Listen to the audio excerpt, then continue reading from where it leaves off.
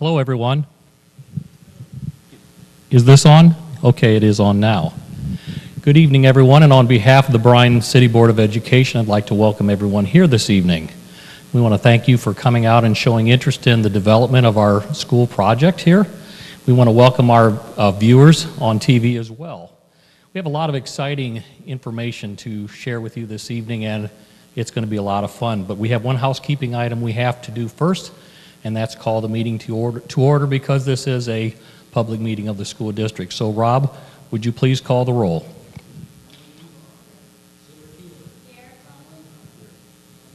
Here. Okay, and with that, I'm now going to turn it over to our superintendent. And again, thank you for coming. Okay, as Glenn said, good evening, and thank you all for coming out tonight. We're very excited to be able to bring to you another update regarding our school construction project. We have with us Michelle Dean from Rudolph Libby, who are our construction managers, as well as Craig Beilhartz and Kent Perk with Beilhartz Architects. We're going to do a presentation where we have a video, we have some pictures, we have some slides to share with you, some informational, and then as always at the end of the presentation we'll open it up for questions. So without further ado, I'd like to introduce Craig Beilhartz and Kent Perk. And you're up. Okay. Thank you, Mrs. Savage. The previous meetings that we had were some time ago, I believe June or July, middle of July of 14, and then September. And in July, if some of you were here, we talked about whether we would build a one-story building or a two-story building, or we would have a building with a courtyard or not a courtyard, and kind of a bookend with service spaces in the middle design. So we looked at different ways of organizing the school. The high school is what we're talking about, the 612 high school, middle school, high school. And and we talked in September. We had another meeting in September, and you were very helpful in that July meeting. Some of the things that helped us immensely was we changed the orientation of the building, the drop-off and pickup for the students and the buses, and then the interconnecting road between the elementary school and the middle school and high school. So those were all very important things and very good feedback from the community. In September, we had the floor plan, per se, and the site plan, and Kent actually did that meeting. I was unable to attend. I heard he did a very, very good job. So, but in that meeting, he went over where, the art department is, where the music room's located, where the dining, the gymnasium, kind of how big the gymnasium would be, and so on and so forth. And so we really, in terms of the size, shape, orientation of the building, kind of pinned that all down, and have been working diligently since then to really put the finishing touches on the treatments of the school, the exterior materials, what it would look like. The courtyard, I think, in that first meeting in July was a very important decision, because we made a decision on that courtyard, and educationally, I think we were challenged to make that a very integral and strong part of the experience for the 21st century education visioning that we had done at the very beginning. And so that's what we're going to do today, is we're going to look at the treatments, what the exterior of the building looks like, the materials. We're going to look at the courtyard, see how that kind of integrates with the educational plans, and then we'll answer questions, and hopefully we'll be close to where we need to be. So one of the first things that I want to talk about is the exterior materials. We have green and orange aluminum or I'm sorry, we have, yeah. We have an exterior building that's made of brick, and it's the same brick that's on your present campus. And I want to show the field house. This was done some time ago, and so we have a field brick that is the kind of the beige color, and then we have an accent brick that we use, and so we decided that that was a pretty good palette. The 21st century design that we started with produced a floor plan and a building shape that was very dynamic in itself. And so we really didn't have to do a lot of gymnastics and design fabrication to come up with an interesting exterior. And go ahead and go to the front entrance if you would, Kent. The massing of the building with the middle school and the high school and having those two components, and then the gym is a very large space, the music and the dining is a very large space, and the way they were juxtaposed around the courtyard really lended the design to having the void spaces between those big blocks to be really the entranceways. And what we decided to do was take those big masses, and we'll see it more on some of the other pictures, and make that the field brick. Could you go to the overall axonometric drawing? These big blocks are in these areas, the middle school, then the administrative area on the ground floor, the life skills and some common use areas on the second floor, and then the high school, the dining, music, mechanical spaces, kitchen is in back here, and then the gym. You can see the way it was organized. These large, massive areas of the building produced pretty naturally voids that all we really had to do was accentuate to create an identity for the middle school, the high school, the event entrance. And so that's what we'll look at here in a little bit, and then you can see the courtyard in the middle. The large spaces, or the large masonry walls that we made the field brick, we decided to use that plane or that large mass kind of as a datum or a canvas, and then create a pattern with these punch windows. And you can see the punch windows kind of in that location. So it was a way to really take that mass and break it up into some more detailed, textured looking elements with the punch windows, and then the sun shades and the light shelves to get that daylighting into the building. And then let's go back to the entrance. So we have the field brick here, the kind of the return areas on a lot of the plan that came from that 21st century learning suite to get L-shaped classrooms and to get flexible spaces. Really made a kind of an exciting shape to the perimeter of the building. So we took that accent brick and put it on those returns all the way around. And then the stairwell was positioned at all these entrances. And so the stairwell normally, the stairwell roof would normally be about right in this location.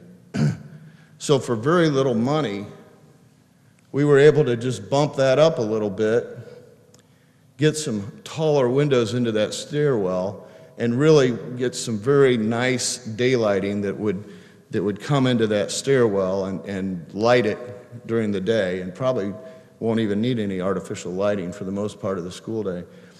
And then we brought some lanterns out and kind of a nice, simple canopy to keep us out of the weather when we're standing outside the doors, and to shelter the doors from the rain and the snow. And so I think what happened is that we ended up with kind of at first kind of a clumsy looking building because of some of the masses that we did in the two-story in the courtyard. But I think you'll agree that it's pretty interesting now when we do some of these things with the light shades for daylighting, some very simple things. Our motto is the simpler the better, and try to get as much of the aesthetic out of the building naturally without having it be contrived and forced. And so that's really what we're doing with this. And let's look at the other.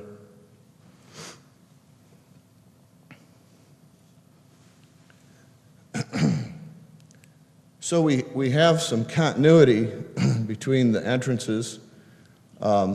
We deal with the identities with some signage, with the high school here, the middle school here, and we took, I think, kind of a nice place in the front of the school to put the American flag and maybe have some seating here, a very important place, so it deserves to have an important symbol of our country.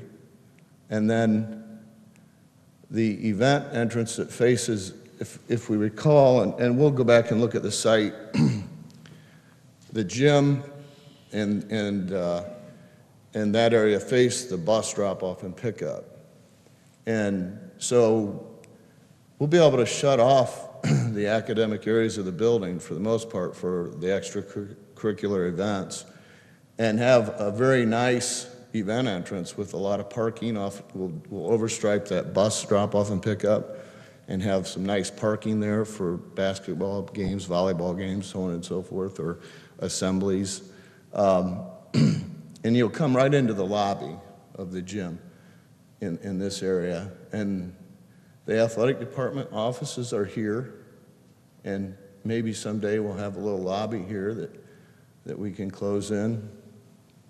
Let's go back to the site, or the axon.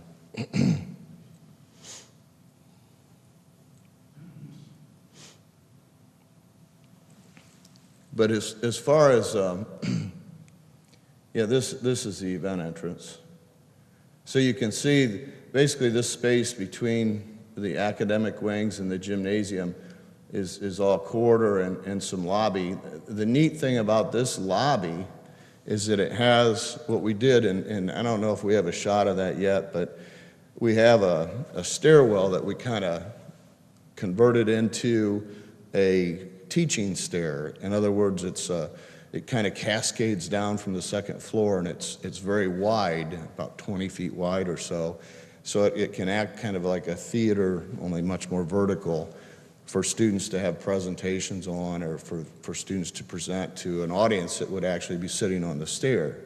And that's in this lobby. So we kind of got what normally is, I don't know, some wasted space, some say, for a lobby. We got to really have a teaching aspect to that lobby. And then once in the lobby and the gymnasium, the courtyard opens up. And the treatment of the courtyard we kind of looked at as a geode, where we have the field brick here, kind of the brown exterior, and then the interior we're going to flip-flop and make the field the lighter color and the accent the darker color. And that'll help to get the light bouncing around in that courtyard, because there's going to be a lot of shade during different times during the day. And along the courtyard, we have, this is a corridor between the dining and the gymnasium, so we have a green space, and it may be artificial turf or something like that. And then we have a covered kind of series of booths, benches for students to use, maybe for outdoor dining or maybe just learning. And then outside, and that's really the only space of the courtyard that isn't integrated into the educational program of this school. Every other component, maybe not so much educationally, but for phys ed, there is some. This is outside the athletic area, the dining, you could have assemblies. And then the art patio has outdoor educational spaces. The science labs have outdoor educational spaces as well. And probably now would be a good time to show a little video of just what some of those would look from ground level. So what we'll do is we'll start here and rotate around the building and then go into the courtyard. If we can get that queued up.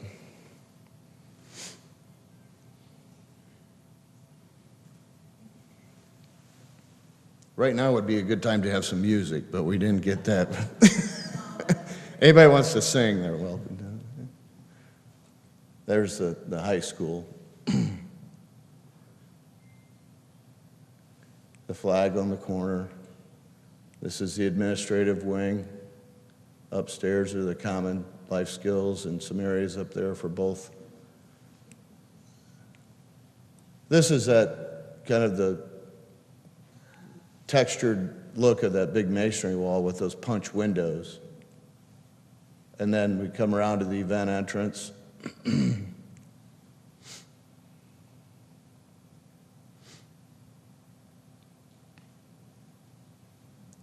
And then now we kind of look around inside the courtyard.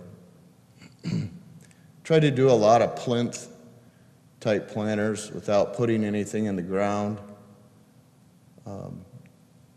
This is that booth area with a little canopy over it with some seating.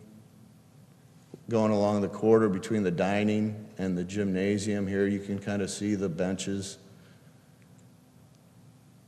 And we decided to put a design element in the center so that it occupied the center rather than having people occupy the center.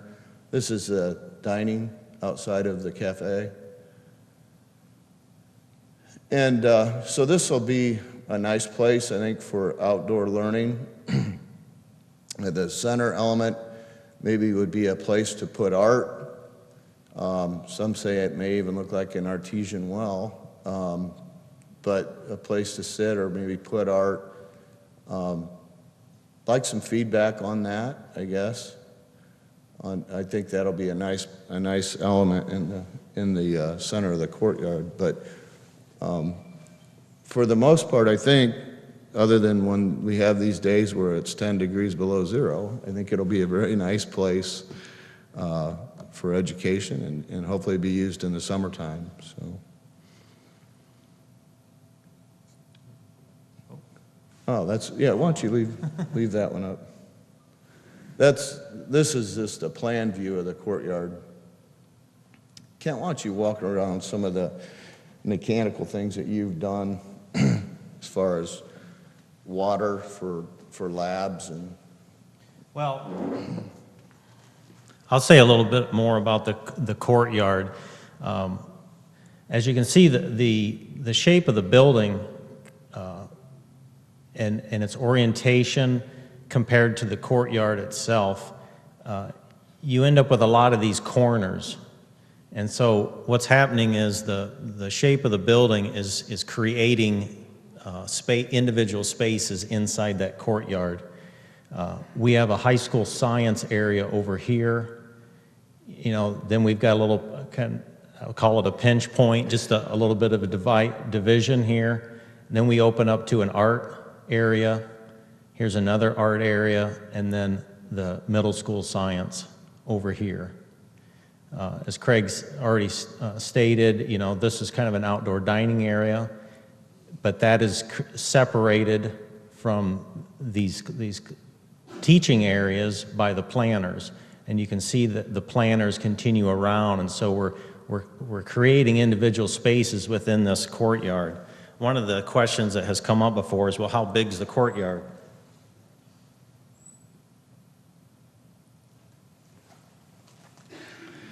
So I thought this was a good illustration of what we just saw.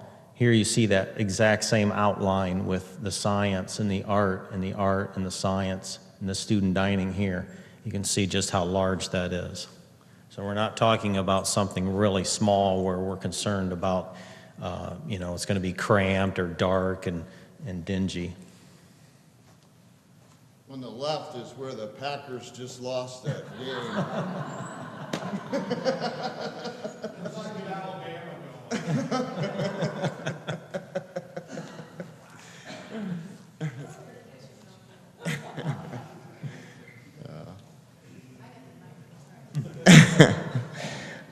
I'm a Green Bay Packer fan, so it's been a tough day. Why don't we have some discussion? We always had really good discussion at the last two meetings, so go ahead and ask some questions. And again, we'll bring the mic around so that people can hear the question, and then whether it be Craig, Ken, myself, or the board members, or our construction manager, we'll be glad to answer. So this is where we turn it over to you. What's on your mind? What questions do you have?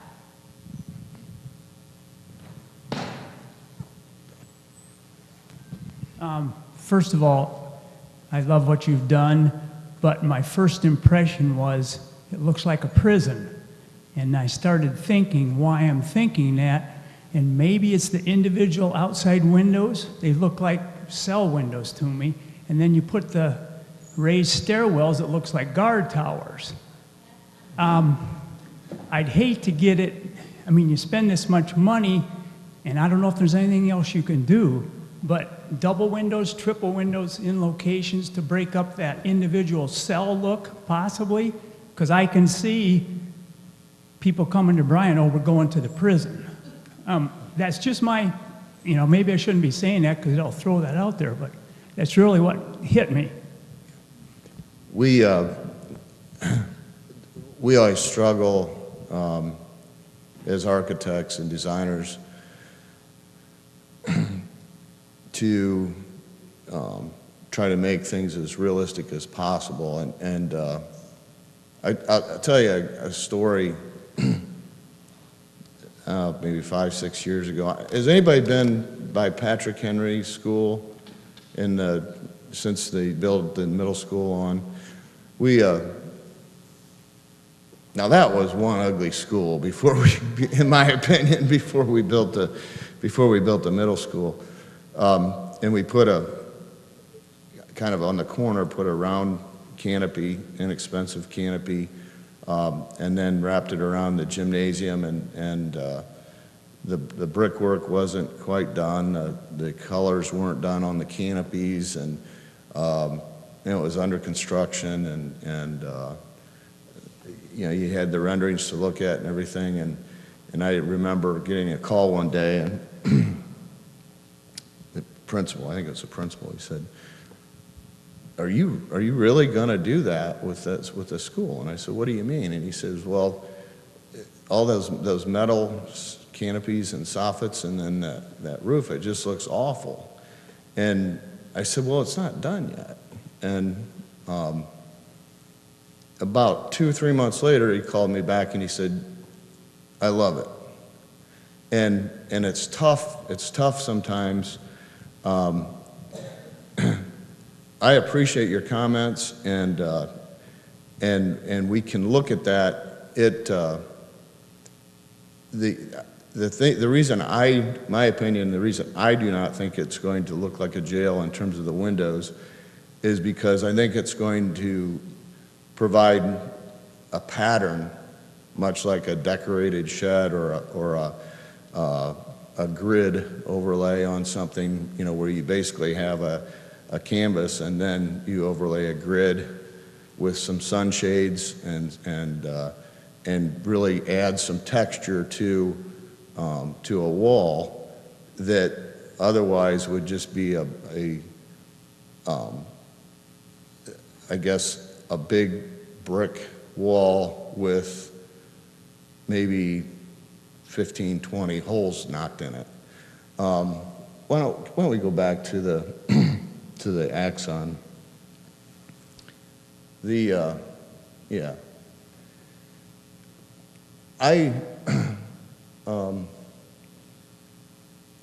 Do you have the view with both entrances from the ground that we could look at? I think it may not be a board.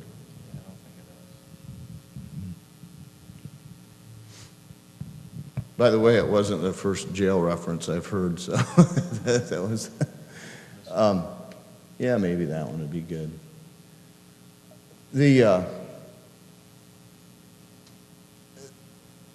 I guess my first thing would be maybe not so much a jail as a medical building. It has, to me, it has a little resemblance of that, but I don't know that you're going to really see or focus on the individual windows when you see the whole. And I think maybe we just need to get some better, maybe some distant renderings, which we're going to do. We just really wrap this up in terms of the 3D modeling. When I talked about the interest in the shape of the building itself with a lot of the corners and then, you know, this big notch cut out of the second floor, we did have a tower element that looked like you could sit in it, and we changed that because it did even further extend that reference. At nighttime, this is going to be illuminated from within, so it'll be a lantern type effect. And I don't know, the entrance really, to me, requested something in terms of a vertical element. And maybe getting rid of the cap would be something to further get away from that symbol. You know, maybe getting rid of that whole cap and having more of just a masonry element, maybe get rid of the division horizontally here. So I think that's something that we can definitely do, is explore maybe some different options to maybe mitigate some of that reference to that. The windows, what we were worried about with the windows with the classrooms inside was that they would just be haphazardly scattered. The inside was so Flexible. yeah, so flexible and so full of whiteboards and marker boards and cabinets and just a lot of stuff with the flexible walls. All the academic walls that we used to have to put casework on, whiteboards, tack boards, shelving, we just really struggled to find those spaces because we had to have a wall that would open up and be 2 classrooms instead of 1. And I think that was one of our biggest challenges in really this looking to the future in education and flexibility and collaboration amongst teachers and integration of science, technology, English, math, arts. So, and then one of the things we did do, I think, to help that, we added these bands kind of in a manner similar to the field house that I think that would kind of give a top and a bottom to that area. And remember, one of the things we asked throughout the campaign was that we keep it similar to the other buildings on campus. So if you think about the field house and how it's designed, this building is designed very similar to the field house pattern. And if you think about what the current middle school has a lot of those large brick exterior walls that are not as broken up with windows. So again, we were trying to stay within the boundaries that were suggested throughout the campaign of having the buildings be similar in design and similar in nature. Is there another question? Mm-hmm.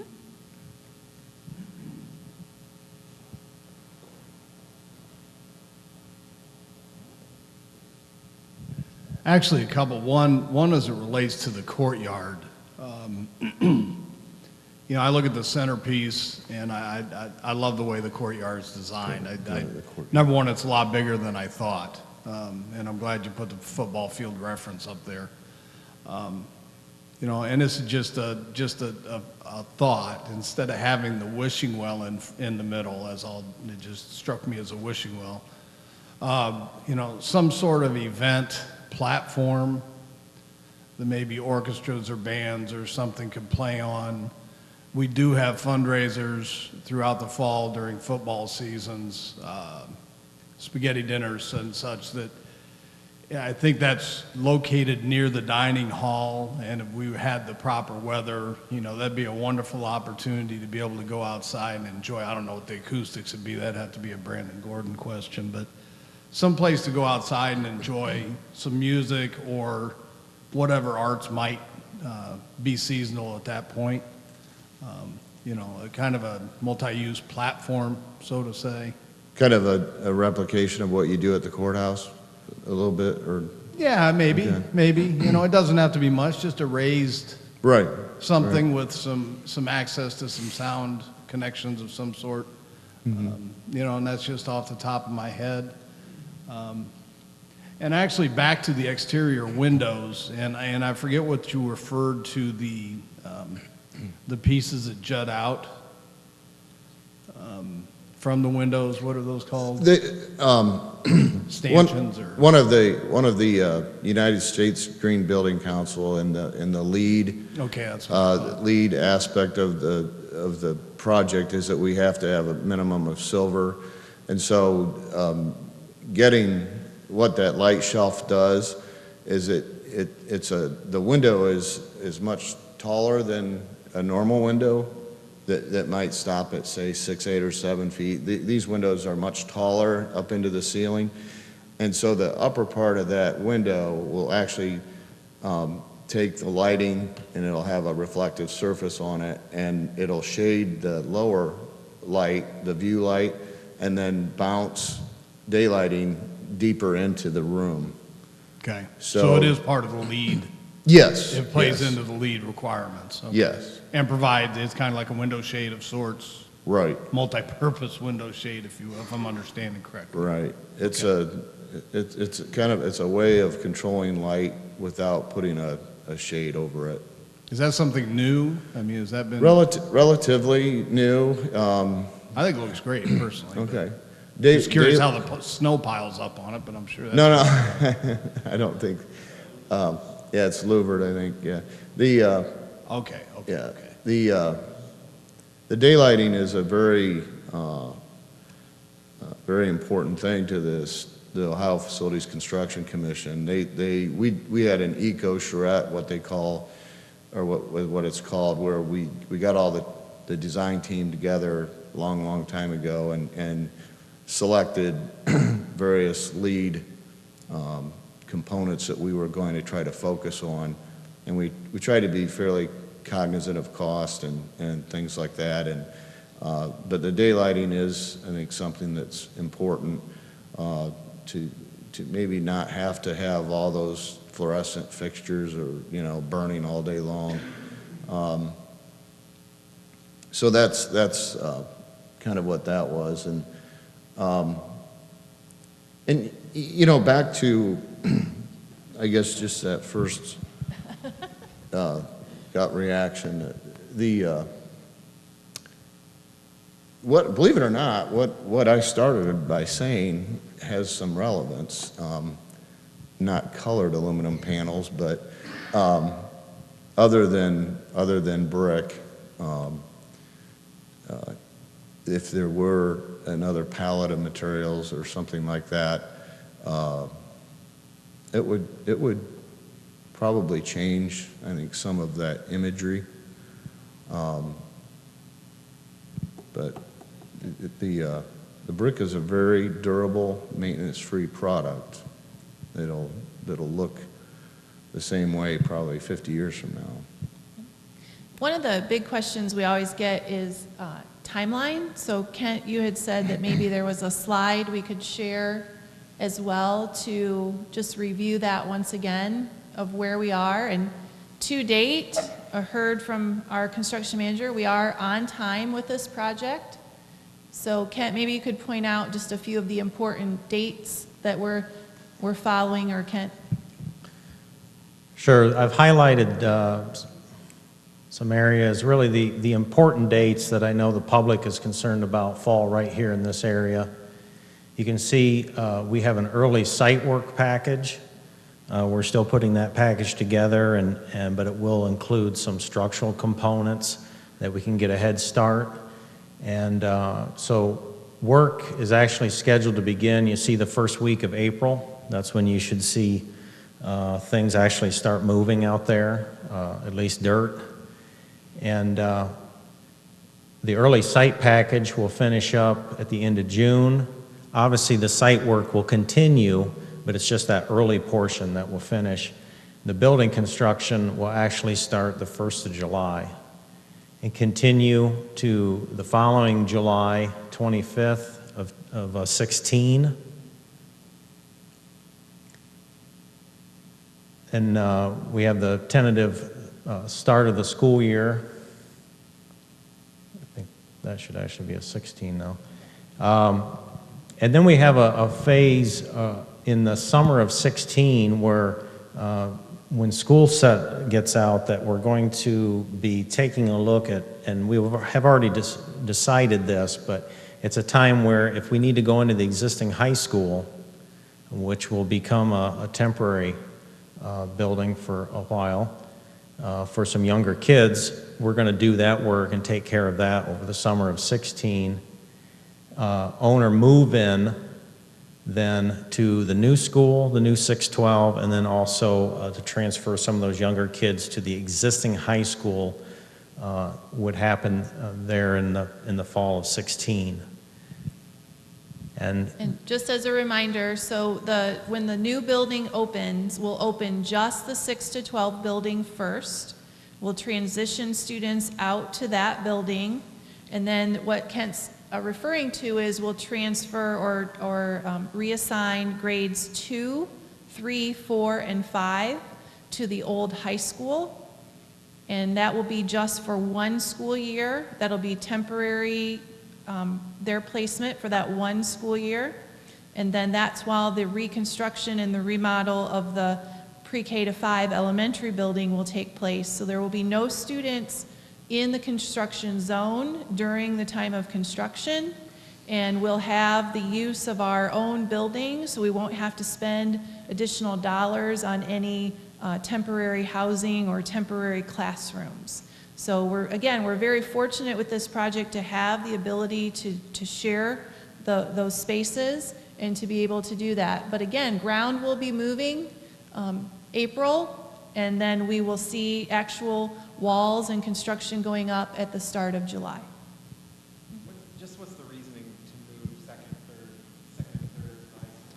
The reasoning is the high school is big enough to house 4 grade levels, and that gives us allowance to start the demolishing of Lincoln School a year early, which will again help with cost and save money.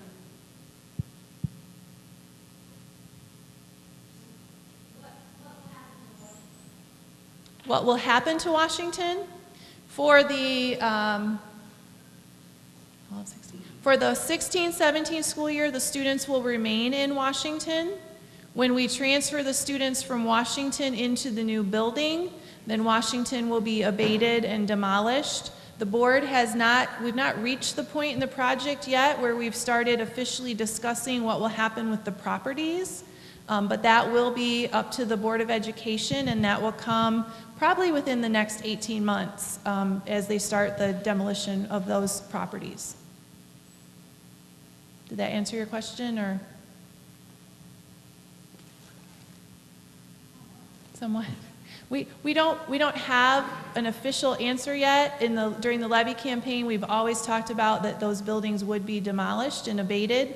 But what happens to the property is ultimately we have to follow state law and ultimately up to the school board.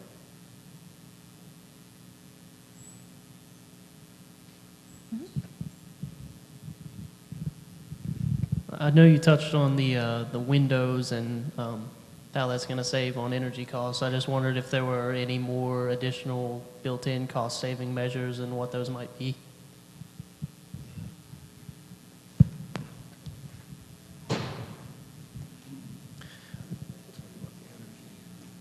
Yeah, the first thing, probably the biggest change when you compare this building to any of the existing buildings on campus, even compared to the middle school, which relatively, you know, in the world of school isn't that old, even though it is, is the energy efficiency of the equipment, but also of the envelope of the building itself. The walls, the insulation that's in the walls, the insulation that's in the roof is so much higher than, you know, what has been done in the past, even more so than the middle school, but especially when you compare it to something that was built in the 50s. Yeah, I think so. Yeah, I think the walls are an R21, which would be probably the equivalent of your home having a 6-inch stud filled full of bad insulation, and then some sort of an air barrier, air retarder on the outside. So commercial construction's really caught up with residential in terms of that, and then the roof is an R22. So as Kent said, the exterior envelope is very, very energy efficient. And then the systems that we are going to use in terms of cost savings, maybe not so much energy reduction, we're going to have an ice builder addition to the HVAC system, so that one of the things that drives, and I apologize, Mr. Mayor, but one of the things that drives the utility costs is the demand charges for utilities. And so we are going to try to build ice when electricity is cheaper at nighttime, off demand, and then reuse that cooling during the day when energy is more costly. So that's a very big part of the HVAC system that'll save energy. And as far as upfront costs, the low slope roofs are saving a lot of money on this project. I think that in terms of the masonry, the utility brick that we're going to use is a bigger brick. It's a 4 by 4 by 12. So you can lay a lot more surface when you're putting the brick veneer on than you would with the small 2 1/4 by 4 by 8 brick.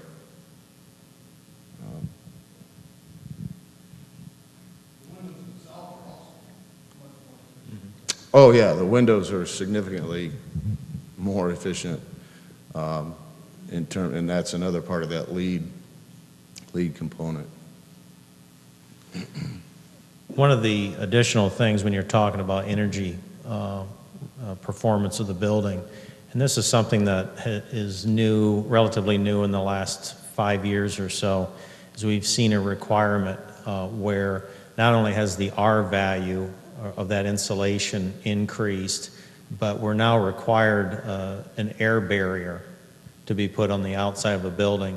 And anybody who has built a house, you can insulate it all you want, but if you don't seal the cracks up and prevent that infiltration, the insulation is not going to do much good. So we're now required to use an air barrier product, and there's many product that we can use for that, but that is basically, you know, creates that airtight seal on that building.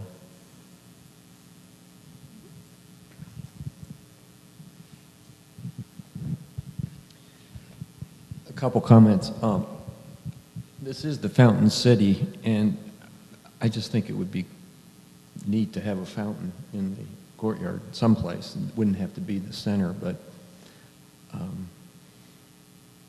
another thought on these towers, if the tops could be made somehow different,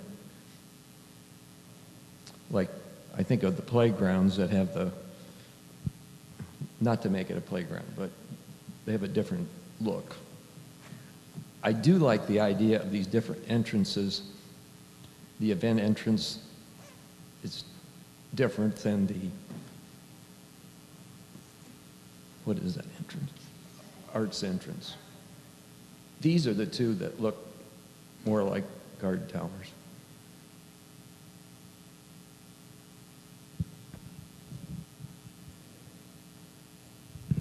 Other comments or questions? Yep.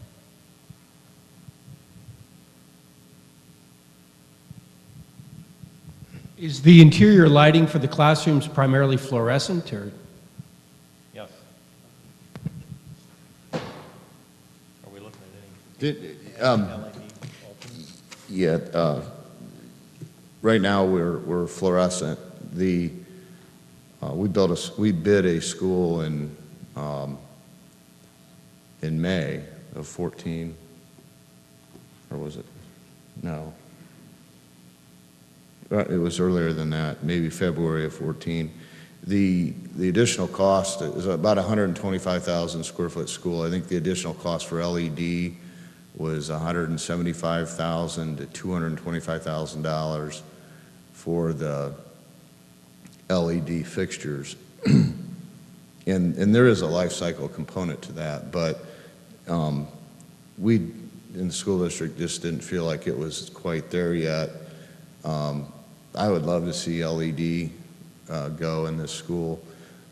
It saves a lot of energy cost. The lamps last a lot longer. The other thing we found about the LED lights was that the fixture manufacturers are so proprietary in terms of the control. The fluorescent lights have the ballast. They used to hum, and then they were replaced by electronic ballasts, and then they didn't hum.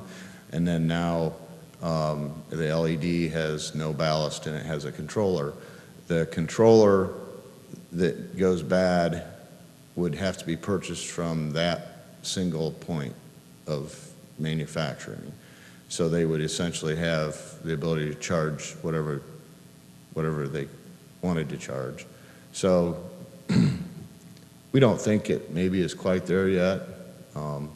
We're going to have very efficient light fixtures, fluorescent light fixtures that have multiple levels of lighting, lamp production. In other words, you can have a three lamp fixture where you can do switching with only one lamp in each fixture, or have a switch that does 2 of the 3 lamps in each fixture, or have both switches that do all 3 lamps.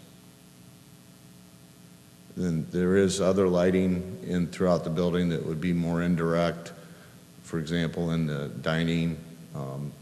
So it's not all just the down light.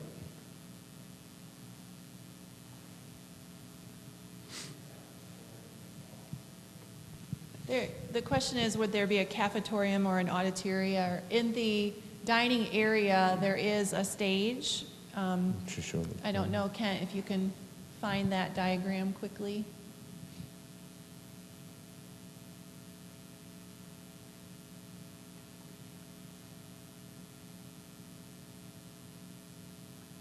So in the red area, and then you can see the red stage, and it's connected to the music department, which is in the back of that building. And then again, you can see kind of what Kent was talking about earlier, the outdoor access to the courtyard.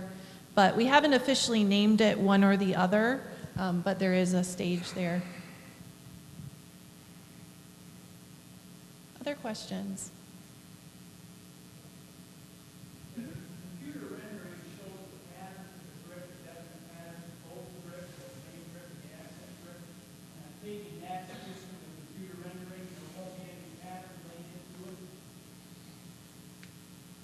You're speaking of these lines right here? Like the different shades? It's, yeah, it's it's part of the rendering. It's a blend. It's a Belden blend that would look like the field house. And sometimes, yeah, the computer doesn't do it justice. So.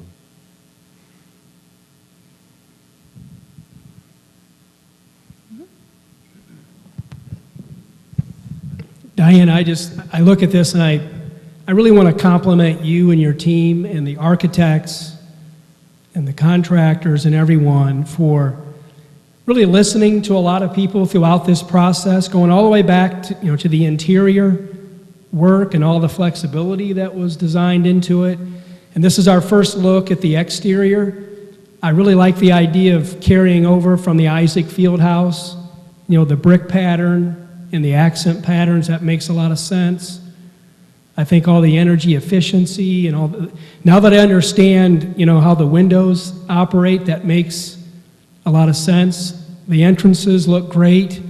Yeah, there's been some comments about maybe softening the towers a little bit or doing something, with the towers, but I think you guys have done a remarkable job. This is a huge building. This is 144,000 square feet, something like that, or 148, isn't it? 148, yeah, it's a big building. So this is a 148,000 square foot building, so I don't know how, I think you guys have done a good job making it look like a school. Okay, thank you. I mean, that is really a big building, and it could, something that size, it's really hard to make it look like some kind of spaceship Atlantis thing. And I was nervous you guys were going to do that. I was afraid it would come out of, some kind of a next generation spaceship-looking thing. That would not have been us. I think you would have gotten a lot of negativity there, but I think we're on the right track here. I think it looks great. Good job. Yeah, thank you. I appreciate all your comments from the gentleman in the middle as well. And believe me, we'll look at different options. I mean, we have several months before we have to ink this thing and change and chisel it in stone. So there's some things. I'll tell you, it's we've had some really good criticism from the board and from the administration and from the staff and everybody, really. I think we had 20 to 25 meetings with staff just for the high school, middle school, high school alone. And then some real straightforward advice on what kind of materials they wanted and different things like that. And I don't think it's any. I think we're close. I think that the nice thing about it is it's on budget. We don't have wall panels that cost $25 a square foot. And working with Rudolph Libby and we had some interesting corners and things like that out of the 21st century design that helped education and kind of, like I said, try to use some of that simplicity to your advantage. And but we'll get there. I think I always like to say any criticism is good criticism. May not always pan out to exactly what everybody wants, but it gets the gears turning and makes us think. So. I agree with Bill too. I would like to compliment you and your team and the school board and the superintendent. I feel like there's been a lot of listening going on. As the committee, we got to hear a lot of input before the bond was passed, and I feel like those have been addressed with insulation and the technology. I do have a functionality question in the sense, how are we going to get snow out of the courtyard? But Mrs. Savage wants to answer that, so. Well, one of the critical pieces of pulling this all together has been that creating that balance between functionality and low maintenance, but not creating a courtyard that was a concrete slab. So we've really tried to incorporate low maintenance areas that can be easily maintained within that space. So the green you see, I think as Craig mentioned earlier, we're really looking at some type of turf. So it won't be real grass, but it'll look green year-round. The stamping, the patio areas as a designed concrete area. Snow removal is going to have to happen, but again, in the winter, with some of those nooks and crannies that Kent talked about, we can hope for days like this where the natural sun helps us out and we get a lot of melting. But again, we're going to face those challenges. The potted areas, that's where live things can grow, low maintenance. We can use those for science labs. We can use those for work and family life, growing gardens or growing herbs. I think it gives us a lot of potential. So as Craig just kind of alluded to, we're not here to say we've thought of everything, but we really have tried to incorporate some of those questions. How do you trim the trees? How do you maintain the live pieces of that courtyard?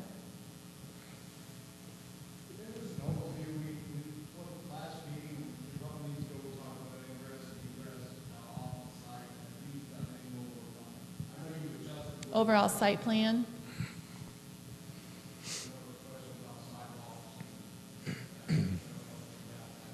We haven't gotten any farther with sidewalks.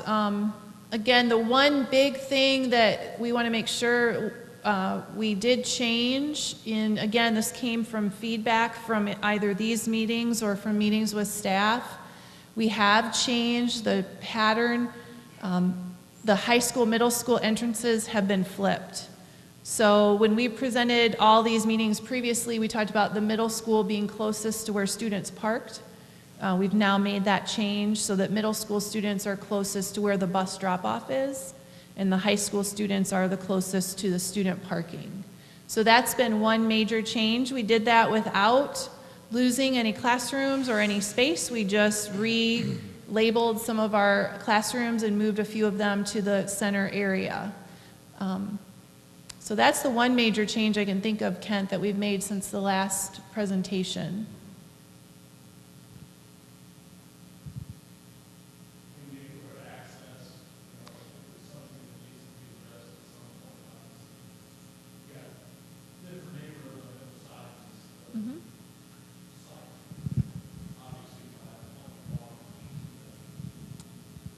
Yep, and that was partly addressed in the traffic study, but we'll continue to look at that. Okay, well, as always, we'll stick around as long as you would like to stay. If you want a close-up look of the pictures that we do have, or if you want Kent to share some of the pictures on the big screen, board members will stick around, I'll stick around. And Glenn, do you want to have any closing comments? And then we do have to officially close our meeting. Again, I think the one point that we want to take in is that this is an opportunity to share some thoughts and take it in. It's the first time we had to share this. We do want to thank you for coming tonight. We do appreciate the comments. Rob, do we have to adjourn the meeting officially? Yes. Is there a motion for adjournment? Moved by Tom. Is there a second? Seconded by Emily. Please call the roll. Yes. Bryan? Yes. Emily? Thank you. Okay, the meeting is officially over, and please stay around for questions and come visit with us. Thank you for coming.